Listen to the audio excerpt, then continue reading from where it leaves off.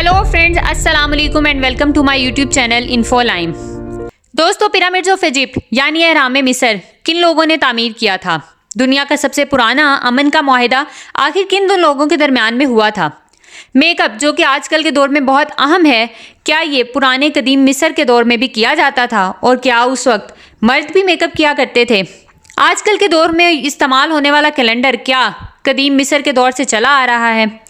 और मिस्र की शहजादी क्लोपेट्रा आखिर इजिप्शियन थी या नहीं थी? इन सब बातों के मुतालिक इस वीडियो में जानते हैं, तो वीडियो का बाकायदा आगाज करते हैं। सबसे पहले बात करते हैं पिरामिड्स ऑफ इजिप्ट की।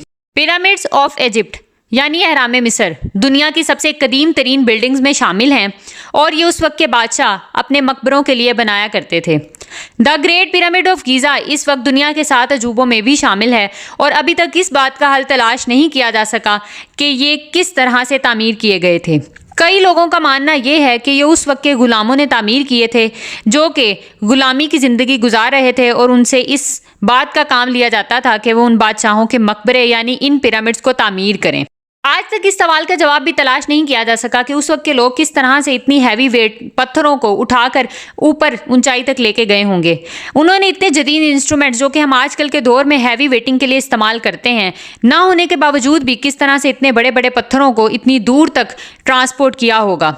इन पिरामिड्स की साख्त और उन पर ली गई मेजरमेंट्स की बात की जाए तो कई रिसर्चर्स का मानना यह है कि उस वक्त के किसी नौसिखिए का ये काम नहीं था।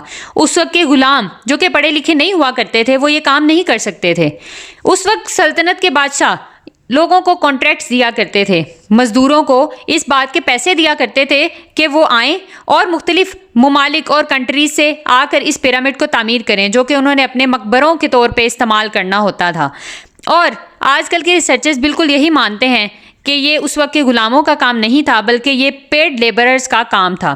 ये लोगों को पैसे दिया करते थे और वो दूर दराज से आकर इन पिरामिड्स को तामीर किया करते थे। अगर बात की जाए दुनिया के सबसे कदीम मुआहिदे की, यानी दुनिया का सबसे कदीम अमन का मुआहिदा कब किया गया था, तो वो भी एंशिएंट इजिप्ट में ही मिलता है। दुनिया का सबसे कदीम मुआहिदा द ट्रीटी ऑफ कदेश यानी कदेश का मुआहिदा कहलाता है। ये उस वक्त के हेटिटी किंग और इजिप्शियन किंग के दरमियान में हुआ था। ये 1269 बीसी में पुराने इजिप्शियन और पुराने हेटिटीज़ के दरमियान में हुआ था ताकि उस वक्त की जंगों को रोका जा सके। उस वक्त के हेटिटी किंग हेटियुस्लिस III और फिरौन रमसेस II के दरमियान में ये मुआहिदा तय पाया था, जो ना सिर्फ एक अमन का मुआहिदा था बल्कि उस वक्त की एक कलेक्टिव सिक्योरिटी की एग्जाम्पल भी था। यानी अगर इन सब मुआहिदे के लोगों की किसी दूसरी रियासत के साथ लड़ाई या झगड़ा हो जाता था तो इस मुआहिदे के लोग जंग में उस इंसान की या उस रियासत की मदद किया करते थे। इसलिए इसको दुनिया का सबसे कदीम कलेक्टिव सिक्योरिटी का मुआहिदा भी कहा जाता था। अगर बात की जाए मेकअप की तो आजकल के दौर में मेकअप एक इंतहाई अहम ज़रूरत है, ना सिर्फ ख़वातीन की बल्कि मर्द भी मेकअप को इस्तेमाल करना पसंद करते हैं। लेकिन क्या आप जानते हैं दुनिया के कदीम मिस्र के दौर में भी ये मेकअप इस्तेमाल किया जाता था और ये मेकअप ख़वातीन और मर्द दोनों के लिए इस्तेमाल किया जाता था। आप ये जानकर बहुत हैरान होंगे कि उस वक्त की ख़वातीन के साथ साथ मर्द भी बहुत ज़्यादा मेकअप किया करते थे।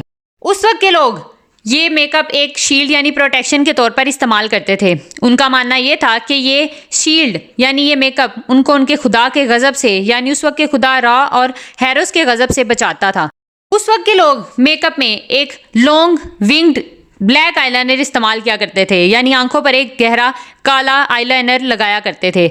उसके अलावा ये लोग अपनी आंखों पर गहरे हरे और नीले रंग की आई शेडो भी लगाया करते थे जो उनकी आंखों को मुख्तलिफ किस्म के इन्फेक्शन से प्रोटेक्ट करती थी। इसी तरह से उस वक्त के लोग मेकअप किया करते थे ताकि वो उसको एज ए प्रोटेक्शन यानी एज ए शील्ड इस्तेमाल कर सकें।